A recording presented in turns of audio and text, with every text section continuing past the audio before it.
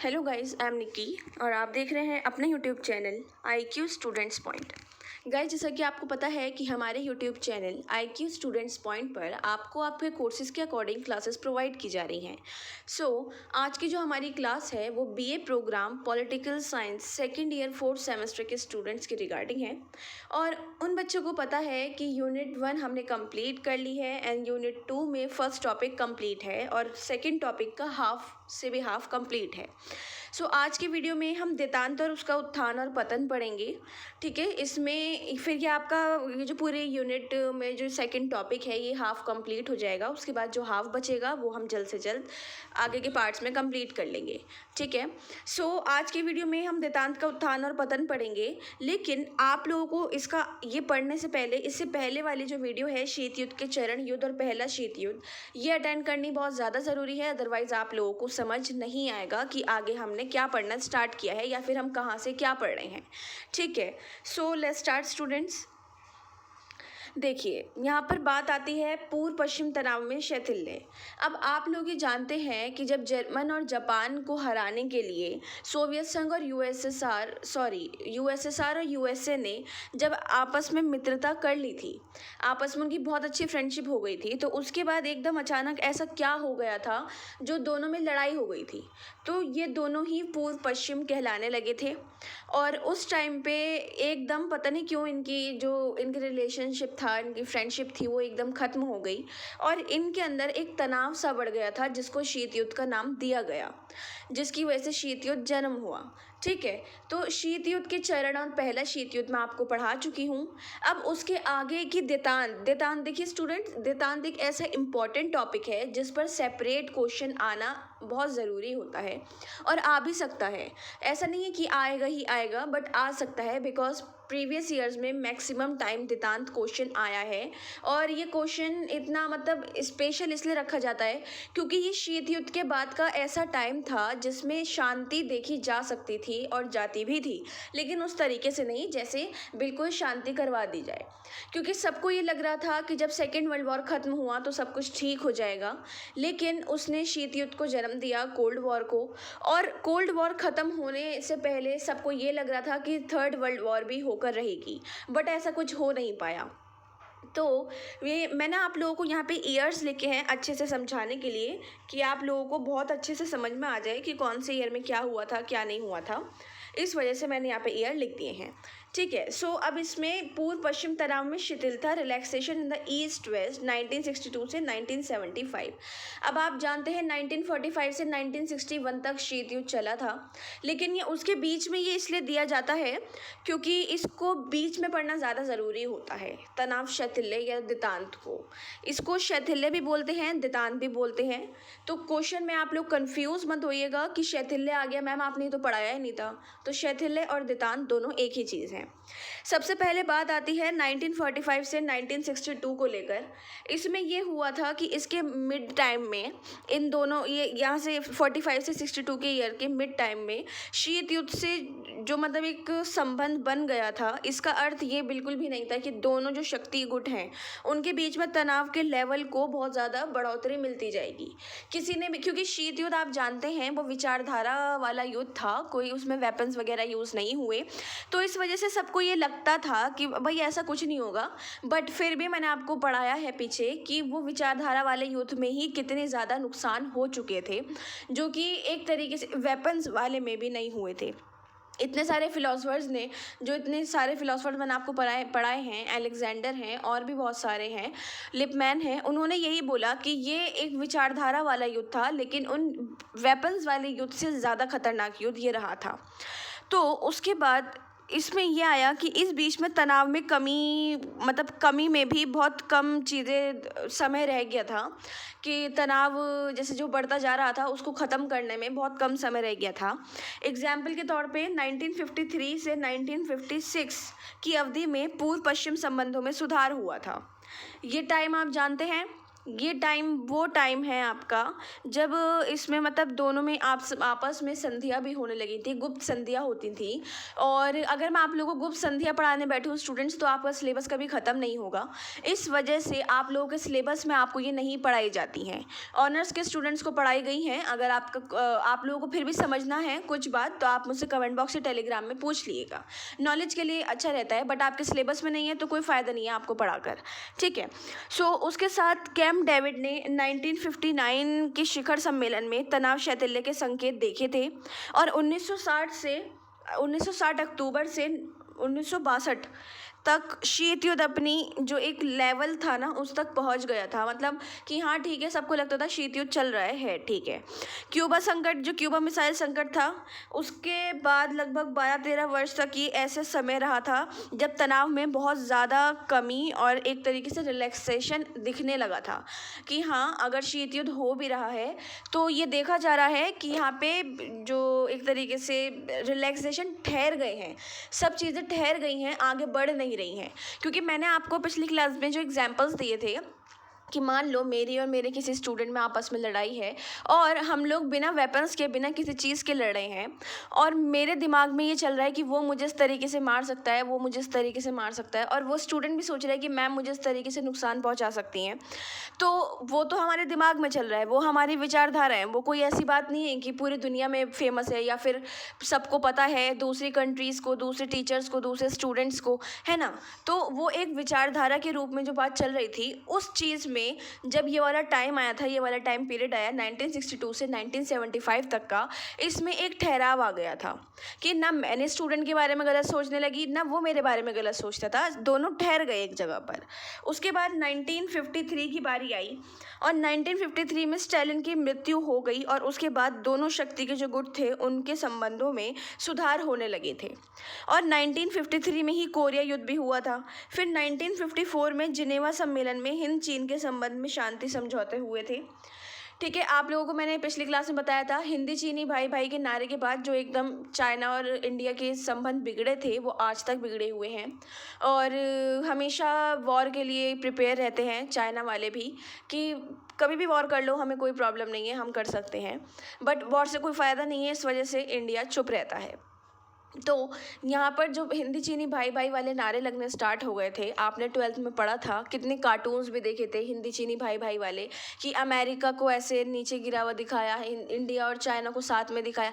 But वो जो सारा टाइमिंग जो आगे चलती गई ना, वो ख़राब होता गया। तो उसके साथ साथ ऑस्ट्रिया के प्रश्न का समाधान 1955 में हो गया था, और साथ में उसको एक मान्यता प्रदान कर दी गई थी, और सोवियत संघ ने ऑस्ट्रिया से अपनी सेना वापस बुला ली थी। क्योंकि उन्होंने कहा भाई ठीक है, क्योंकि सबको ये लग रहा था शीत युद्ध भले से विचारधारा का युद्ध है, लेकिन वो इस चरण पर, इस स्टेज पर पहुंच गया था कि सब ने अपनी सेना, वेपन्स वगैरह सब तैयार कर लिए थे। तो इस वजह से देखा जाता था कि शीत युद्ध के बाद फ़ौरन थर्ड वर्ल्ड वॉर हो जाएगी, इस वजह से देखा जाता था। बट वो शिथिलता आने से, शैथिल्य आने से, दितांत आने से सब कुछ ठहर गया था, तो उन्होंने अपनी सेना वापस बुला ली थी। सोवियत संघ ने फिनलैंड के पोरकाला क्षेत्र में भी अपने सैनिक जो थे वो बुलवा लिए थे। और उन मतलब एक तरीके से आप ये देखो कि यहाँ पर जब वो गुप्त संधियों वाली जो बात मैंने आपको बताई है, वो कितनी सच्ची वाली बात है कि गुप्त संधियां जो चल रही थी उसके बीच में किसी देश से किसी की, सोवियत की, किसी देश से अमेरिका की, तो उन्होंने उस हिसाब से अपने सैनिकों को, अपने वेपन्स को, सब चीज़ों को तैयार कर रखा था कि अब ज़्यादा बात बढ़े और अब हम वॉर स्टार्ट कर दें।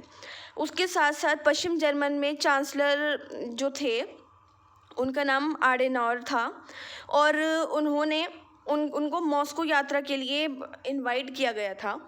और इस यात्रा में दोनों देशों के मध्य जो एक पॉलिटिकल रिलेशंस थे उनको स्थापित किया गया था। अब आप वापस वीडियो में, पिछली वाली वीडियो में जाओ, उसमें मैंने आपको बताया था कि सोवियत संघ वाले और अमेरिका वाले एक दूसरे को बोलते थे कि भाई हम एक तुम पे पॉलिटिकल जो यकीन है, बिलीव है, वो नहीं कर सकते, और साथ में एक वैचारिक रूप से जो एक नफ़रत पैदा हो गई है वो भी ख़त्म नहीं कर सकते। बट अब यहाँ पर जो टाइम आ गया, उन्होंने आमंत्रित किया और अपने जो पॉलिटिकल पॉलिटिकल रिलेशंस थे उनको ठीक किया। 10 वर्ष के अंतराल में 1955 में ही 4 प्रमुख शक्तियाँ जिनेवा शिखर सम्मेलन में हुई थी और इसके अमेरिका के जो राष्ट्रपति थे उन्होंने सोवियत संघ के जो नेता थे क्रुश्चेव और उसके प्रधानमंत्री और ब्रिटिश प्रधानमंत्री और फ्रांस के प्रधानमंत्री ने भाग लिया था। कंफ्यूज होने वाली बात नहीं है। और आप मुझसे कमेंट बॉक्स में ये भी मत पूछना कि मैम नाम लिखने ज़रूरी, कोई ज़रूरी नहीं है आप इनके नाम लिखो, वो तो मैं आपको बस नाम बता रही हूँ और क्योंकि आप लोग 12th में पढ़ चुके हो आपको अच्छे से याद आ जाएगा कि नाम कौन से थे, ठीक है ना।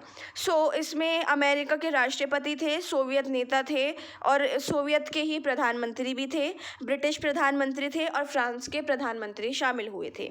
इस सम्मेलन में कोई विशेष उपलब्धि बिल्कुल भी नहीं हुई थी और इससे जो पूर्व पश्चिम रिलेशंस थे उनमें सुधार करने की पूरी कोशिशें की गई थी, ठीक है। सो एक बार मैं आप लोगों को मैं 2 बार जिनेवा सम्मेलन के बारे में बता चुकी हूँ, एक तो ऊपर हिंद चीन वाला और एक अब जो मैंने बताया था कि इसमें अमेरिका और सोवियत संघ के नेता और प्रधानमंत्री, ब्रिटिश के और फ्रांस के प्रधानमंत्री बैठे थे। देखो जिनेवा सम्मेलन मेनली था क्या, इसको मैं भारत पर रखकर बताती हूँ कि इसमें संधि जो हुई थी उसमें जो हमारे प्रधानमंत्री थे जवाहरलाल नेहरू, उन्होंने ये बोला था कि अगर भारत का कोई भी सिपाही, क्योंकि उस टाइम पर देखो ऐसा हुआ था 1947 में तो भारत आज़ाद ही हुआ था, तो उस टाइम इतना पावरफुल नहीं था, ना कुछ चीज़ थी, कुछ भी नहीं था। तो इन्होंने इस सम्मेलन में ये संधि की थी कि अगर भारत का कोई सिपाही किसी देश के, किसी भी देश के कब्जे में आ जाता है तो उसके साथ एक मानवीय बर्ताव ही किया जाएगा कि वो इंसान है, उसको बिठाओ तसल्ली से और हमें बताओ फ़ोन करके या जो भी जैसे भी बताओ कि आपका सिपाही जो भी है हमारे यहाँ पर है और उसके लेके जाओ। तो इस संधि में ये वाली बात कन्फर्म की गई थी कि अगर ठीक है, अगर भारत का कोई भी सिपाही अगर हमारे अंडर में आ जाता है तो हम लोग उसको बहुत इज्जत और तमीज़ से आपके देश तक पहुंचा देंगे। तो जिनेवा सम्मेलन में आपको समझ में आ रहा होगा कि इसमें बहुत सारी संधियाँ हो चुकी थी, इतनी सारी संधियाँ हुई थी कि आपस में कुछ देशों को तो बहुत मतलब इतनी सारी संधियाँ थी कि उनके नाम याद रखना भी बहुत मुश्किल बात है। तो इसमें यही हुआ था, उसमें सोवियत संघ ने पहली बार एक मतलब एक तरीके से पर्सपेक्टिव के रूप में इसको स्वीकार किया था और जर्मनी 2 भागों में बट गया था और उसने अपनी अपनी सरकारें मतलब वहाँ पर एक तरीके से बना दी थी। वो 2 देश थे, पश्चिम जर्मन और पूर्व जर्मन। उसके बाद बात आती है 1956 की। 1956 में इंटरनेशनल जो आपका कम्युनलिज्म है उसके लिए वो महत्वपूर्ण बहुत ज़्यादा था और स्टालिन के जो अधिकारी थे वो क्रुश्चेव ने खुद स्टालिन की ओर से निंदा की थी और इसको पश्चिमी गुट ने साम्यवाद का उदारीकरण माना था, ठीक है। सो ये थे आपके सारे जो अभी तक शिथिलता में आगे ईयर आए थे। अब हम बात करते हैं आपके तनाव शैथिल्य का अर्थ की। देखो तनाव शैथिल्य को इंटरनेशनल जो तनाव बना हुआ था उसमें कमी की स्थिति कहा जाता है कि इसने जो पूरा तनाव बना हुआ था, बहुत भयंकर सिचुएशन बन गई थी, उसको ख़त्म करने में पूरा योगदान मतलब कम करने में पूरा योगदान दिया।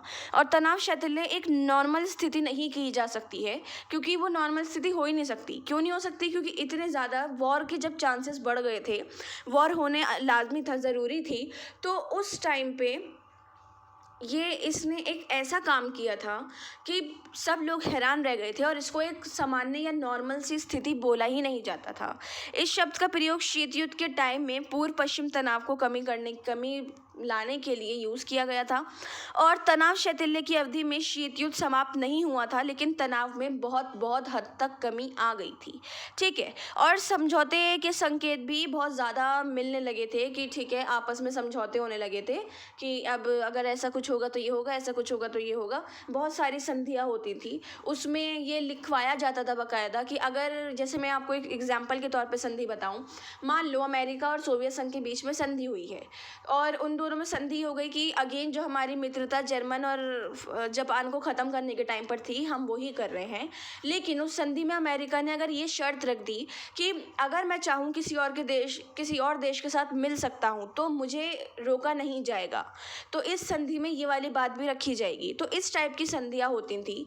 तो तभी आपने देखा होगा फर्स्ट वर्ल्ड वॉर के बाद सेकेंड वर्ल्ड वॉर हुई थी, इसी वजह से हुई थी। फर्स्ट वर्ल्ड वॉर में इटली ने जो समझौते किए थे वो समझौते में उसने यही यही बोला था कि अगर मैं अपनी मर्ज़ी से किसी और देश में शामिल होता हूँ तो आप लोग मुझे नहीं रोकेंगे।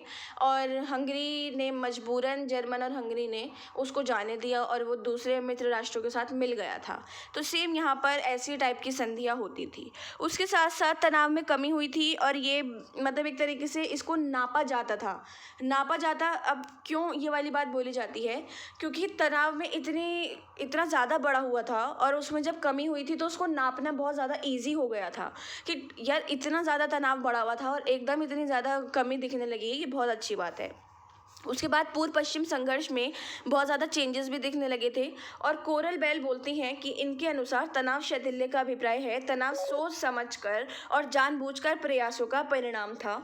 और साथ में इनका ये भी कहना है कि शीत युद्ध जानबूझकर किए गए प्रयास से उत्पन्न स्थिति है। बिल्कुल सही, बहुत सारे फिलोसफर ने इनका साथ दिया है और बिल्कुल बोला है कि बिल्कुल सही बोल रही हैं कि तनाव शैथिल्य का जो मीनिंग है वो तनाव सोच समझकर और जानबूझकर कोशिश करके एक रिजल्ट दिया गया है।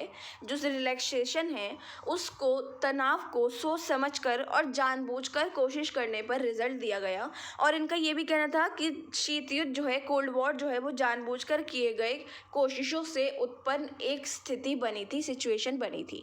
और ये बात हकीकत है। वही सेम एग्जांपल मैं अगेन रिपीट करूँगी कि अगर मैं किसी स्टूडेंट के बारे में सोच रही हूँ ये मुझे मारेगा, वो स्टूडेंट मेरे बारे में सोच रहा है मैम मुझे मारेंगी, तो ये हमारी विचारधारा है और उससे हम एक दूसरे के लिए दुश्मनी पैदा कर रहे हैं। इसमें किसी भी टीचर का, किसी भी स्टूडेंट का कोई रोल नहीं है, इसमें सिर्फ हम दोनों का रोल है और ये गलती हमारी है। तो हमारी जो विचारधारा है उन्होंने शीत युद्ध को जन्म दिया और ये विचारधारा अगर नहीं होती तो जो ना होते हुए भी इतने सारे नुकसान हुए वो नहीं होते।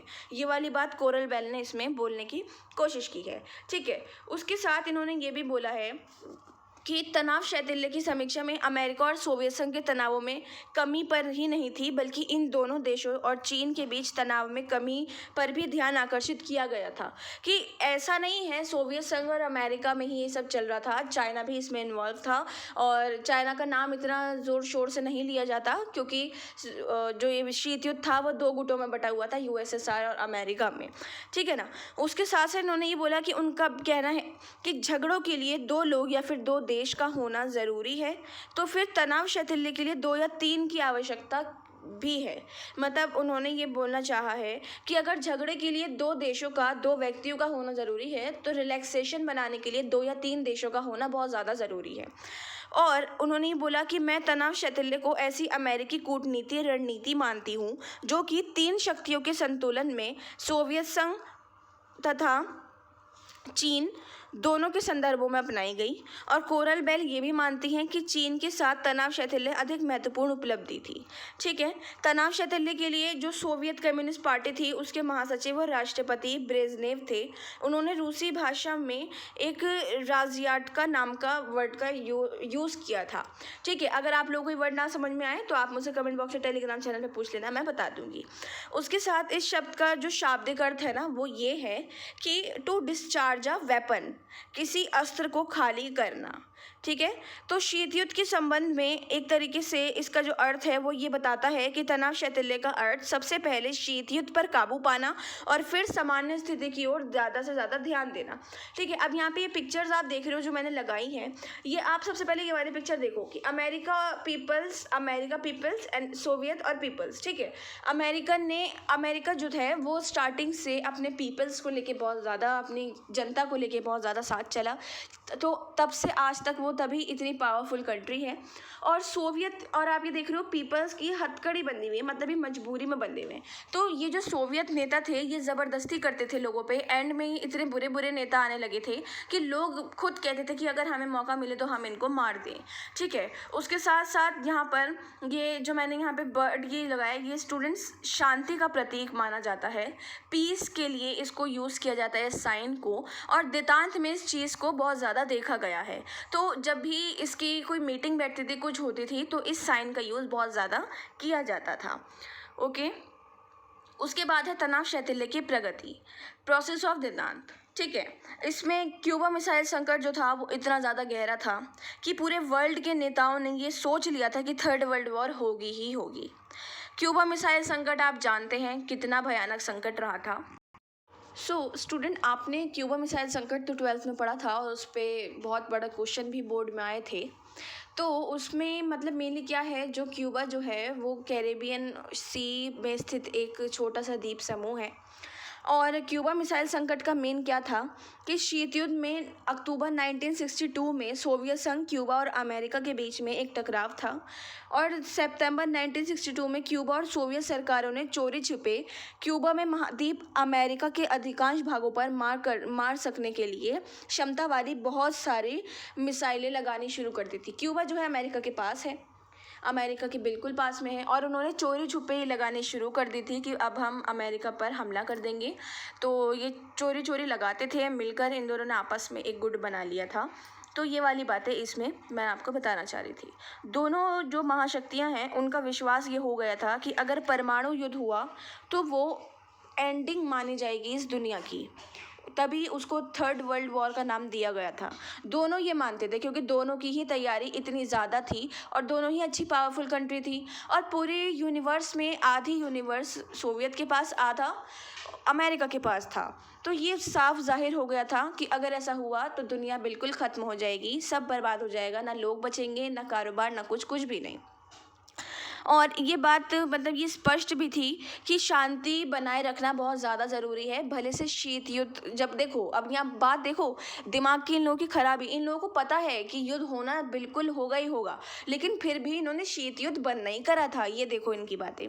तो उसके साथ क्यूबा मिसाइल संकट ने ये बात बिल्कुल साफ कर दी थी कि अगर भविष्य में इस तरीके की स्थिति को टालना है तो अमेरिका और सोवियत संघ में आपस में संबंध बनाना पड़ेगा।